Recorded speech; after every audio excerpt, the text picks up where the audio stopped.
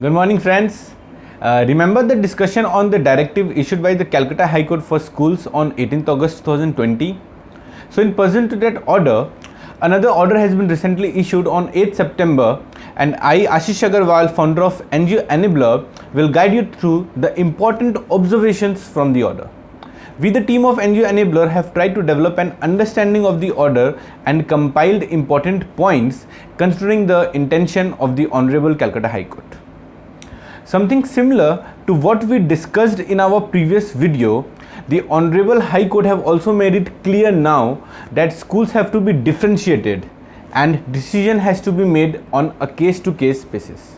In the light of the financial statements submitted by the schools covered under the order, the court was of the opinion that there were certain schools which were paying full salaries to teachers and other staffs with no termination of services, and the costs of such schools would obviously be higher than those which have resorted to pay cuts or any sort of disengagement with the employees.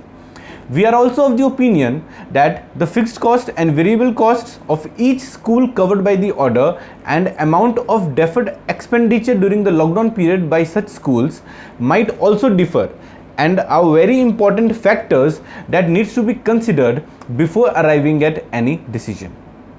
As also pointed out by us in our previous video regarding the order, that Supreme Court might be involved in this order, and it actually happened, but only for those schools which are controlled by the Church of North India, as only they filed a special leave petition before the Honorable Supreme Court regarding the previous orders of High Court. It was ordered by the Supreme Court recently to keep the previous order dated 18th August in abeyance.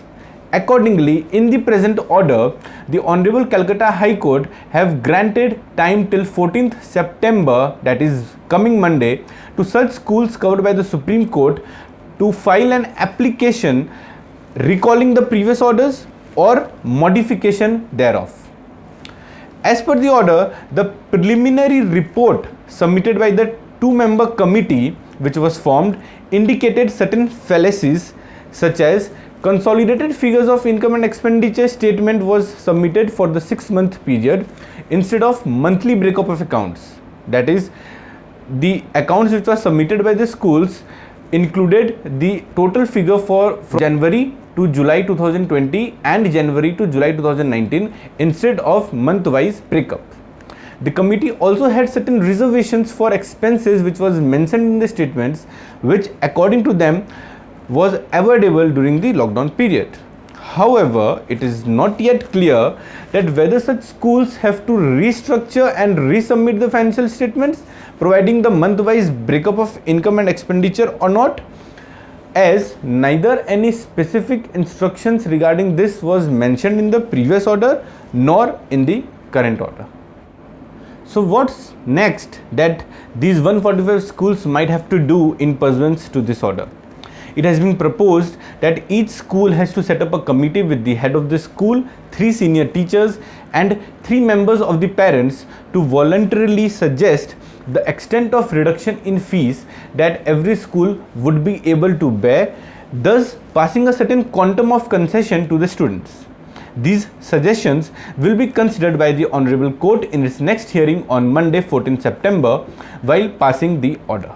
However, there is no clarity as to how the selection of 3 members as parent representative has to be done from among the many, and whether really the parents should have any say in the finances of the institution is a question to be pondered upon. In the meanwhile, the court has issued a direction that such statements which was mailed to the committee may also be submitted in a sealed cover before the court. However, it has also been made clear that such statements might only be opened if required depending on case-to-case basis.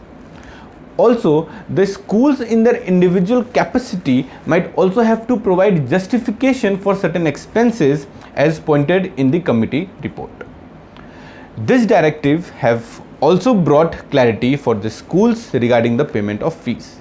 It has been directed that the payment of 80% fees for the month of August and September 2020 has to be done before 15th September, and agitation by the parents are discouraged at the school gate. We understand that the matter is still evolving and will take final shape in due course of time, which will surely be in the best interest of all the stakeholders. So let's wait and watch what will be the next directive of the Honorable High Court on 14th September. Keep subscribed to our channel for getting all the latest updates related to NGOs. For more details, you can also contact Team NGO Enabler through the email ID mentioned in the description or visit our website and Facebook page to know more. Thank you.